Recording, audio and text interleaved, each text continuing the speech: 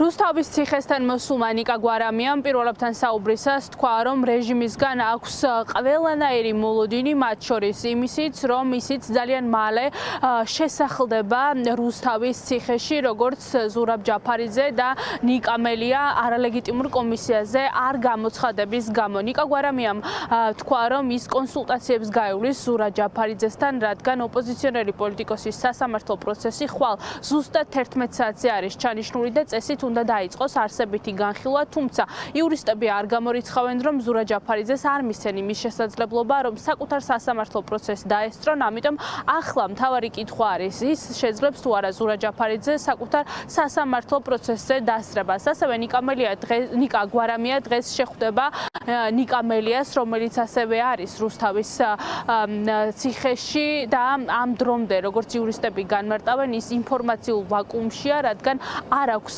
ტელევიზორის საკანში. დღეს სწორედ ადვოკატების მეშვეობით გაიგო მელიამ ის, რომ მის წინააღმდეგ შინაგან საქმეთა სამინისტრომ ახალი ბრალის დადგენილება უნდა გააცნოს მას რამდენიმე საათში, რადგან გამოძიება დაწყებულია სასამართლოს უპატივცემლობის გამო, რადგან მელიამ სხდომათა დარბაზში მოსამართლეს წყალი შეასხა. დღეს ნიკა უნდა ვნახო, ზურაც, იმედია მოვასწრებ, ახალ ბრალზეც მინდა ნიკას დაველაპარაკო და ზურას ხვალ პროცესი აქვს და ამასთან დაკავშირებითაც დარწმუნებული ვართ ყველანი, რომ გამოვლენ და რეჟიმი დამარცხდება. გამოვლენ მალე, რაც შეიძლება. იმაში დარწმუნებულიც ვარ, რომ ზოგიერთები მალე შევვალთ, მაგრამ არა უშავს ჩემი აზრით ეხლა ქართული ოცნება რაც უარეს აკეთებს, მით უფრო უკეთესია ქვეყნისთვის, იმიტომ რომ მალე ჩამოვიშორებთ ამ ჭირს.